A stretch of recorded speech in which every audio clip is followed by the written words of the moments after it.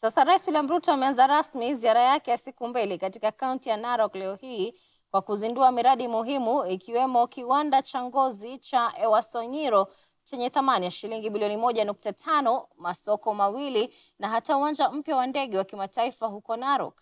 Rais akieleza kuwa kiwanda hicho kitakuwa kiungo muhimu katika kusaidia kupunguza uagizaji wa viatu kutoka nje kwa kuhimiza matumizi ya bidhaa zinazotengenezwa humu nchini, hatua ambayo itachangia kwa kiasi kikubwa kuongezeka kwa nafasi za ajira.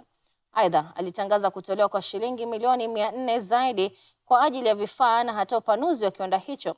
Kadhalika, Rais Ruto aliwahimiza wafugaji kuboresha mbinu zao ili kupata ngozi ya kiwango cha juu katika juhudi za kuimarisha biashara ya wakulima wadogo. Soko la Suswa lilizinduliwa kama la kwanza chini ya ajenda ya bottom up, huku serikali ikipanga kujenga masoko mengine 260 kote nchini.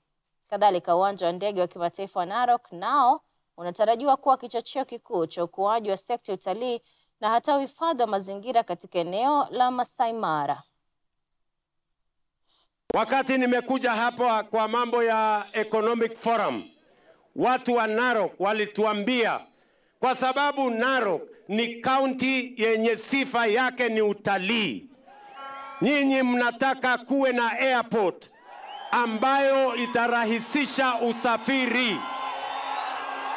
Wale watalii watoke sehemu kote Kenya na duniani, tuwe na airport hapa international ambayo itatuwezesha kukaribisha wageni, kukaribisha watalii, ndio Masai Mara yetu itupatie nafasi ya kuongeza rasilimali na mapato kwa watu wa kaunti ya Narok.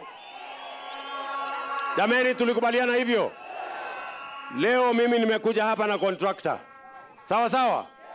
Na huyo contractor tumemlipa milioni 700 kutengeneza hii runway ya hapa. Mnanielewa? Na contractor nimemwambia nitarudi hapa mwezi wa 3 mwaka ujao kuja kufungua hii airport ikiwa imekuwa tayari.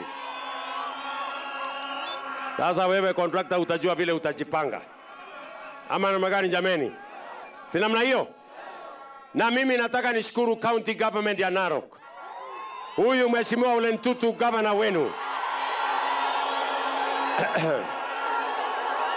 ametoa pesa kiasi hiyo milioni ingine 700 ili tuweze kujenga hapa terminal building, mahali wazungu wakifika wanapokelewa, mahali kutakuwa na vifaa zingine za airport. Na mimi nataka niwaambie watu wa Narok, pongezi. County government ya Narok, pongezi. Bwana Ole Ntutu, pongezi.